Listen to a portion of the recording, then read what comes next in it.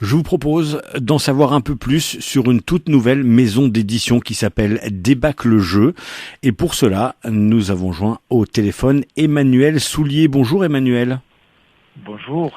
Avec Merci. Débâcle Jeux, on va parler d'un jeu qui s'appelle Boss Quest, qui va arriver fin novembre, donc très prochainement, qui a fait l'objet d'une campagne de financement participatif. On va également pouvoir parler d'un jeu qui arrive prochainement sur Kickstarter, qui s'appelle Dédale, mais ce sera en fin d'interview. Avant cela, j'aimerais en savoir un peu plus sur Emmanuel Soulier. J'imagine que pour créer une maison d'édition, il faut être avant tout passionné de jeu et être un grand joueur. Est-ce que c'est le cas pour vous ? Ouais, un gros joueur, ouais. Je joue beaucoup, on joue beaucoup aussi dans l'équipe.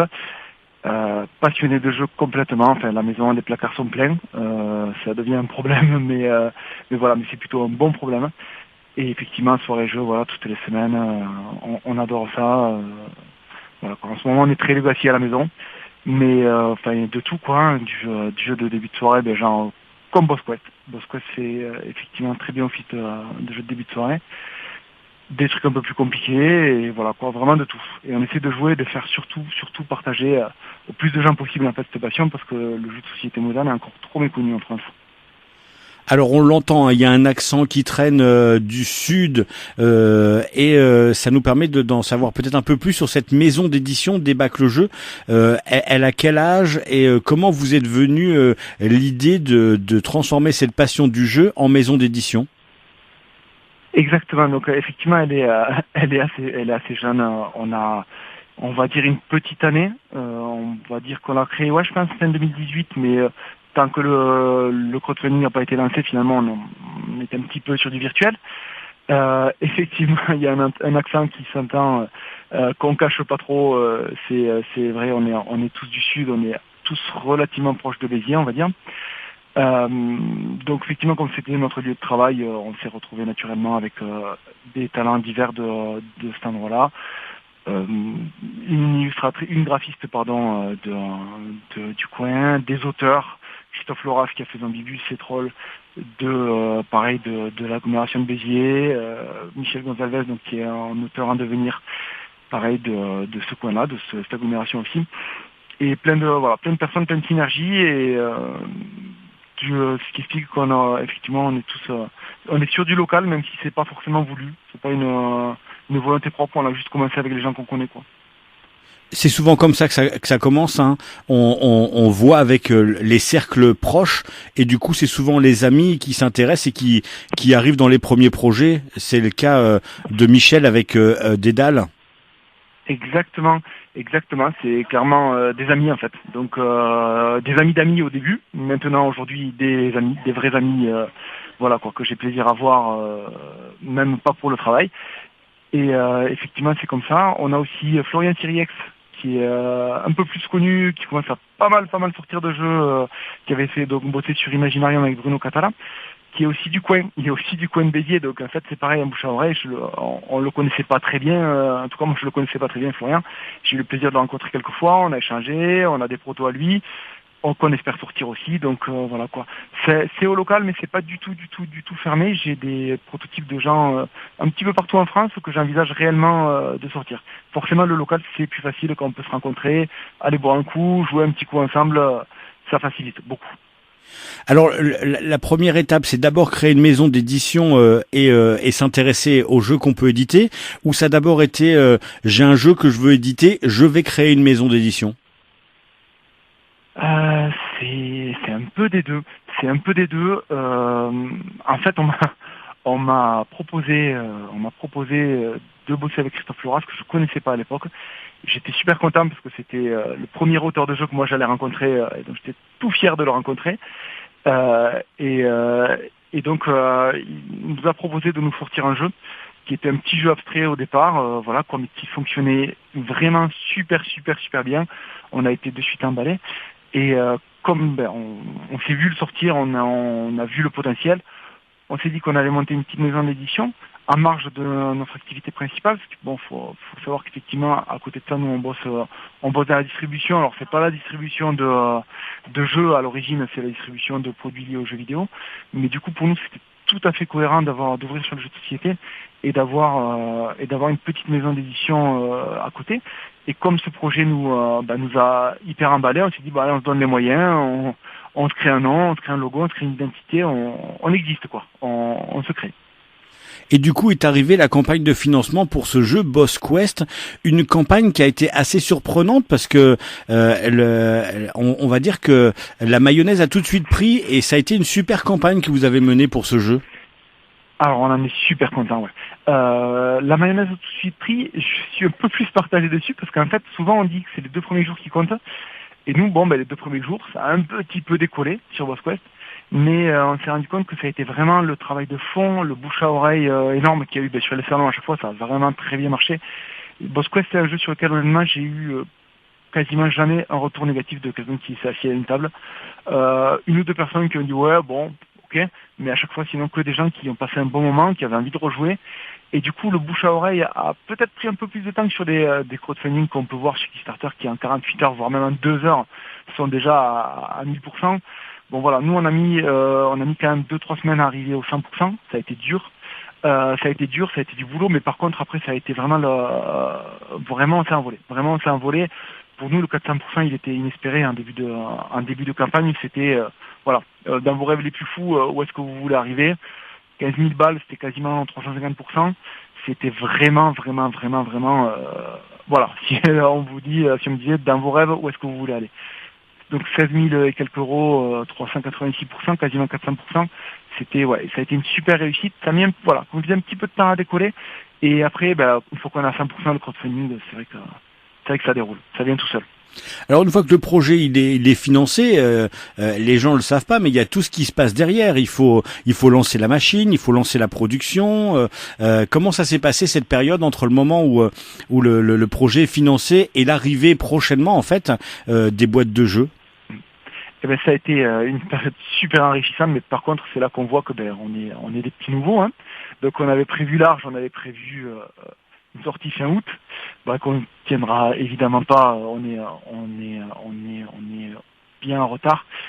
On sera sur du début décembre.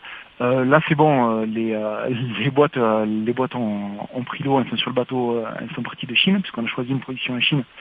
Parce que clairement, j'avoue, un positionnement assez agressif sur le prix du jeu. On s'est placé assez bas, à 14 € prix de base, frais de port inclus. Donc forcément, il fallait qu'on tire un petit peu les prix. J'aurais rêvé de produire en Europe. Mais là, c'était juste pas tenable avec les engagements qu'on avait pris. Sur la partie production, on a passé beaucoup de temps à vouloir faire la boîte la plus belle possible. Puis après, on s'est dit, mais on a promis une boîte collector, il faut faire une belle boîte collector pour les gens qui ont participé. Tout ça, ça a été des délais qui sont rajoutés qu'on n'a pas forcément vu venir. Parce que moi, je me voyais bien avec ma boîte de proto et lancer le jeu comme ça. Et finalement, il fallait encore aller plus loin, il fallait encore aller chercher un truc plus beau. Ça a été vraiment les 2 gros pièges qui ont fait qu'on a passé 2-3 mois sur ces dossiers-là, on va dire, à essayer de faire un truc vraiment beau, mais c'était beaucoup parce qu'on voulait vraiment récompenser et remercier nos backers qui ont contribué, qui ont rendu le projet possible. On voulait vraiment qu'il y ait quelque chose dont ils soient fiers finalement, parce que nous on était fiers de nous et fiers d'eux. Donc ça a été vraiment intéressant, mais alors vraiment des retards qu'on n'avait pas envisagés. La prochaine fois on prendra 3-4 mois de marge. C'est une leçon qu'on a bien appris. Vous parlez de projets beaux. On peut peut-être faire un grand merci ou un remerciement en tout cas à Christina Wenman qui est l'illustratrice du jeu. Il y a une boîte qui est super belle, feutrée avec des illustrations et en plus vous avez réussi à faire en sorte que le jeu soit rempli de clins d'œil à des univers de jeux vidéo sans être vraiment de la pâle copie et on a vraiment des illustrations qui déchirent. Merci beaucoup. Déjà, je suis hyper fier du travail de Christina, qui est arrivée sur le projet vraiment sur le tard. On était parti dans une logique avec un pote très clairement graphiste qui nous a fait des illustrations. Ça convenait pas. On n'était pas sur une qualité professionnelle, donc il a fallu un jour lui dire, écoute, on va essayer de trouver autre chose. Ça s'est super bien passé parce que lui, il a continué en tant que graphiste sur le projet.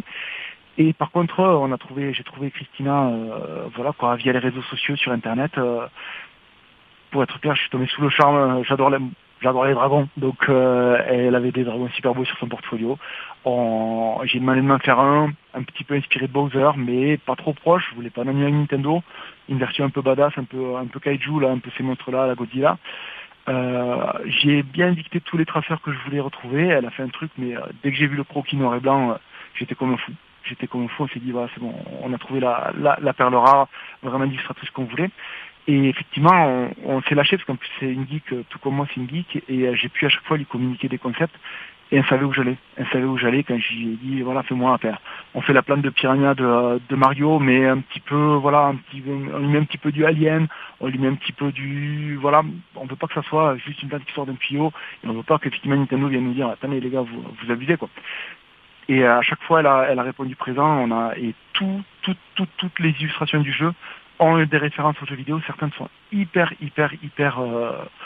pas évidentes à trouver, on va dire, mais quand quelqu'un me les sort, on est hyper fiers. Et ça donne une identité au jeu. Ouais. On est très fans de jeux vidéo. Et on voulait que ça puisse faire un beau cadeau à des fans de jeux vidéo. Ouais. Et pour autant, vous avez réussi à sortir un jeu qui s'adresse à toute la famille. C'est-à-dire que dès 8 ans, on peut commencer à jouer. Et c'est même fun de jouer en famille, de confronter les générations à coups de petits coups fourbes, de coups fourrés. C'est exactement ça. Alors, pour le coup, le côté familial, il se retrouve dans le jeu à fond. Hein. C'est vraiment un jeu de cartes qui est très facile à appréhender, plus difficile à maîtriser, mais ça, en soi, on le ressent pas forcément quand on fait notre première partie. On comprend qu'il faut essayer de cacher un petit peu la valeur des cartes qu'on a, essayer d'embêter les autres sur leurs couleurs, les faire dépasser. On retrouve un petit peu le mécanisme du blackjack. On veut monter le plus près possible du total que de points du boss. Mais si on dépasse, on se blesse et on ne peut pas gagner la manche. Et clairement, le but c'est d'essayer de faire des entourloupes pour que les autres dépassent ou puissent pas participer à la fin du round.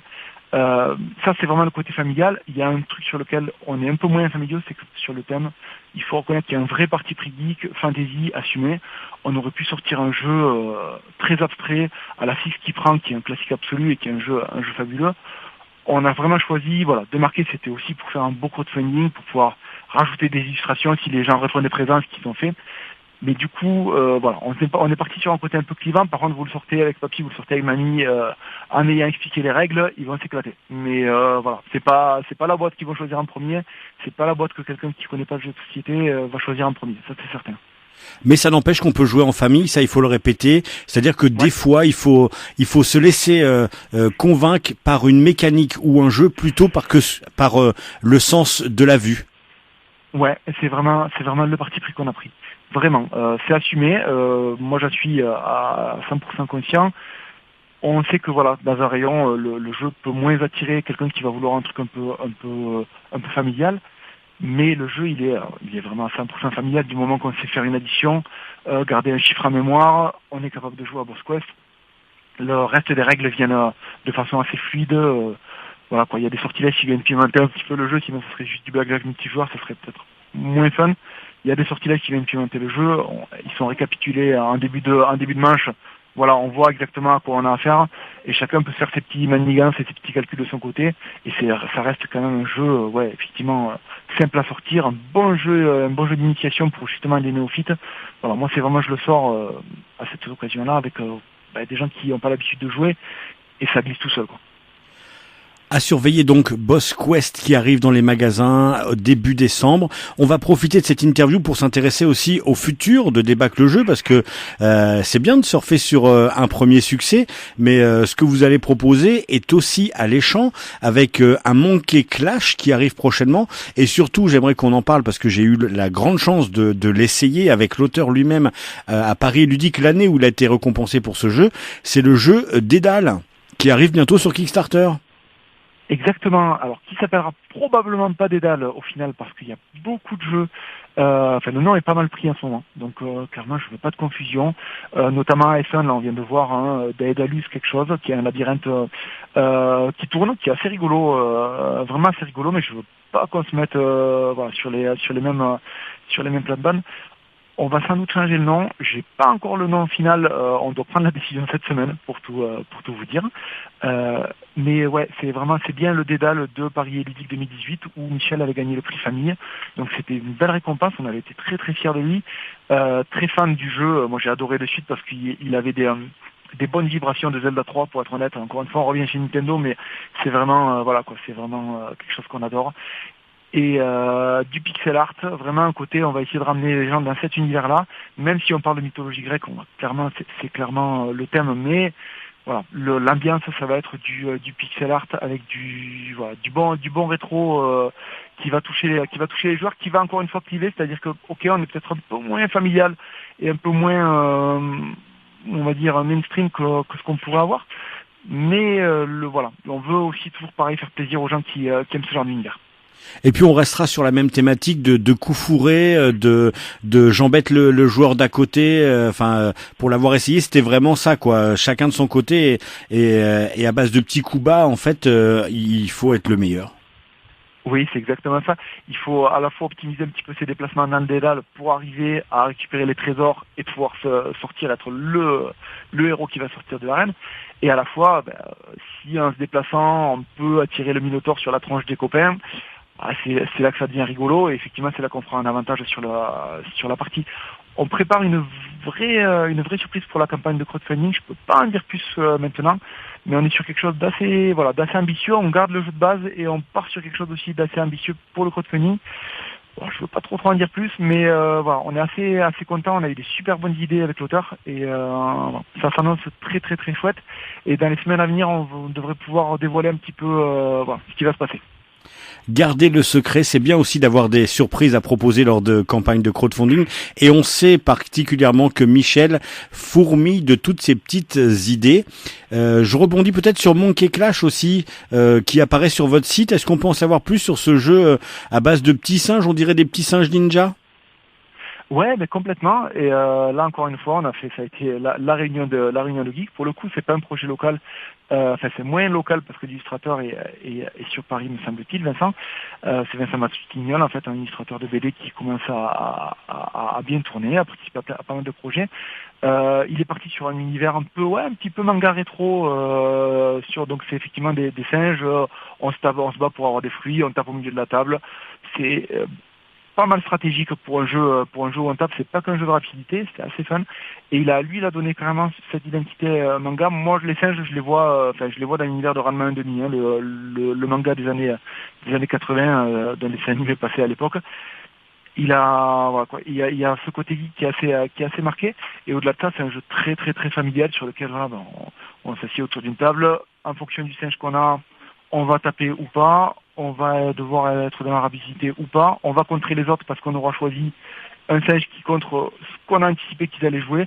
Pas mal de coups fourrés aussi, on aime bien ça. Et un jeu très très très familial par contre pour le coup. Oui. Alors on aimerait en savoir plus maintenant sur le ressenti parce que une jeune maison d'édition qui a 1 an, une campagne de financement qui a bien marché, un jeu qui arrive, des projets dans les tuyaux. Est-ce que ça veut dire que la machine s'emballe, que que le jeu s'agrandit? Est-ce que vous allez être de plus en plus présent sur les festivals et les salons qui s'organisent? Comment ça se passe pour vous? Alors c'est exactement ça. Je dirais pas qu'on s'emballe encore, mais parce que on n'a pas encore sorti le jeu, donc finalement les ventes boutiques quand même ça va être un sacré indicateur et la réception vraiment critique quand on aura sorti Boss Quest. Mais ouais, on avait ces projets-là sur lesquels on était confiants, donc on y va, il n'y a aucun souci. Et effectivement le succès ou non de Boss Quest, de Monkey Clash et de Dédale qui s'appellera pas Dédale vont déterminer si à quel rythme ça continue. Par contre, pour le coup, le rythme actuel est assez élevé. Il y a 3 sorties, je pense qu'on peut anticiper dans les quasiment 6 prochains mois. Dédale, selon le crowdfunding, va arriver un poil plus tard, mais en tout cas, il sera crowdfundé dans les 6 prochains mois aussi. Monkey Clash sortira avant, et Boss Quest, effectivement, arrive. Après ça, il y a pas mal de projets, mais aujourd'hui on reste prudent, parce que à chaque fois c'est un investissement, donc on attend de voir un petit peu, est-ce que ça va marcher, est-ce que l'argent revient, est-ce qu'on peut relancer, mais on a pas mal de projets et ça s'annonce vraiment très bien. Ça veut dire qu'il y a peut-être aussi un changement au niveau du regard. Au début, quand on monte une maison d'édition, on recherche les projets qu'on peut éditer, même si on a souvent, comme vous nous le dites, un projet et qui amène à la maison d'édition. Mais du coup, maintenant, il y a peut-être des gens qui viennent vous voir en disant, bah, regardez, j'ai peut-être des jeux qui peuvent vous intéresser aussi. Et ouais, on commence à en avoir pas mal. C'est vrai qu'il y a beaucoup d'auteurs en France, beaucoup de super auteurs en France et tout le monde ne peut pas être publié. C'est malheureusement assez difficile d'arriver à se faire publier. Enfin, moi-même, j'ai aussi des idées de proto. Pas mal de gens autour de moi. Il y a une offre incroyable. Et du coup, les auteurs se bougent et contactent beaucoup les éditeurs. Et il y en a beaucoup qui nous ont trouvés et qui nous ont envoyé des trucs. J'ai quelques coups de cœur personnels sur lesquels je voudrais qu'on bosse soit fin 2020, soit 2021. Mais ouais, effectivement, ça arrive tout seul. Ça vient tout seul et on a été assez surpris de ça. Et c'est génial parce que chaque fois, c'est des super prototypes qu'on reçoit, quoi. On vous invite donc à avoir un œil particulièrement intéressé sur cette maison d'édition, Débac le jeu. Il y a une page internet, il y a une page Facebook, vous trouvez toutes les informations, des photos, des retours. Et ce jeu donc Boss Quest, le premier qui arrive, une superbe boîte. Ceux qui ont pledgé recevront une boîte collector qui est absolument superbe dans un écrin noir sublime.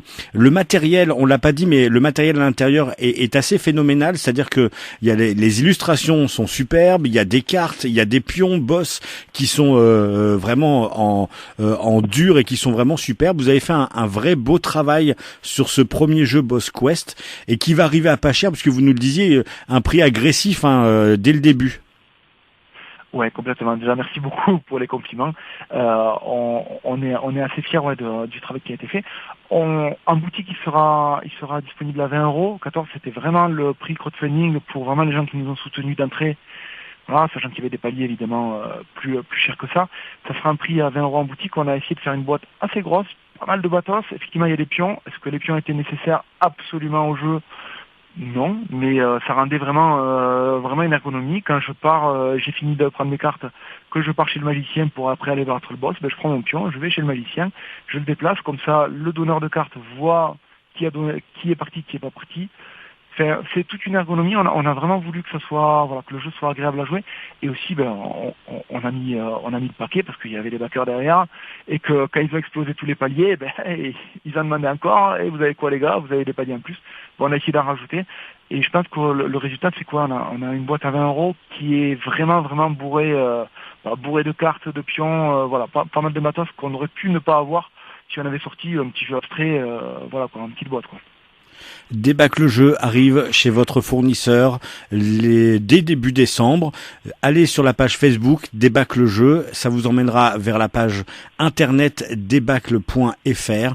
Vous saurez tout sur l'actualité des prochains jeux. Merci beaucoup Emmanuel Soulier. Je rappelle que vous êtes celui qui est à l'origine de cette maison d'édition Débac le jeu et on ne peut vous souhaiter qu'une très bonne continuation. À bientôt.